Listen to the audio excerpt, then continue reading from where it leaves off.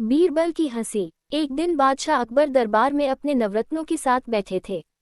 तभी उनके मन में एक अजीब सवाल आया। उन्होंने सोचा कि देखना चाहिए कि कौन सबसे ज्यादा हंसता है। अकबर ने अपने दरबारियों से पूछा, दरबार में सबसे ज्यादा हंसने वाला व्यक्ति कौन है? सभी दरबारी एक दूसरे की ओर देखने लगे। फिर एक दरबारी बोला, जहांपनाह, ये तो स्पष्ट है, बीरबल सबसे ज्यादा हंसते हैं। अकबर को बीरबल की हंसी की परीक्षा लेने की सूझी। उन्होंने बीरबल से कहा, बीरबल, अगर तुम मुझे ये साबित कर दो कि तुम्हारी हंसी का कोई मुकाबला नहीं, तो मैं तुम्हें इनाम दूंगा। बीरबल मुस्कुराए और बोले, जहांपनाह, मैं कल आपको ये साबित कर दूंगा। अगले दिन बीरबल एक बूढ़े भिखारी का वेश धारण कर दरबार में पहुंचे।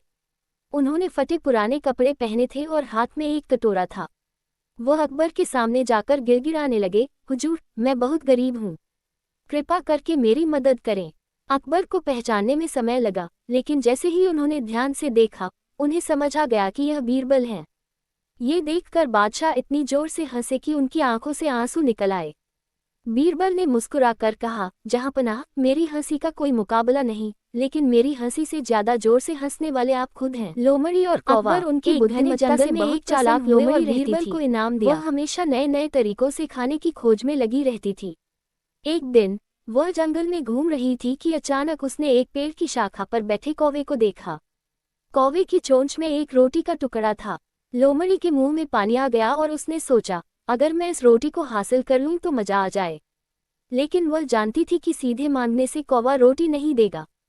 इसलिए उसने एक चालाक योजना बनाई। वह कौवे के पास गई और मीठी आवाज में बोली, नमस्ते कौवा भैया, आज आप बहुत सुंदर लग रहे हैं। आपकी चमकदार काली पंख और तेज आंखें तो किसी राजा की तरह लग रही हैं। कौवा लोमड़ी की बातें सुनकर खुश हो गया, लेकिन उसने कुछ नहीं कहा। लोमड़ी ने फिर चतुराई से कहा, मुझे तो लगता है कि आपकी आवाज़ भी बहुत मधुर होगी।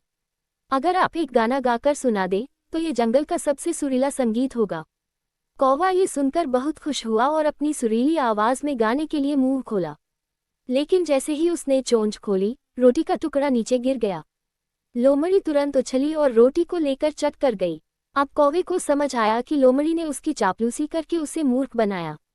वह दुखी हो गया, लेकिन अब पछताने से क्या होता। शिक्षा। इस कहानी से हमें ये सीख मिलती है कि चापलूसों की मीठी बातों में नहीं आना चाहिए, नहीं तो हमें नुकसान उठाना पड़ सकता है।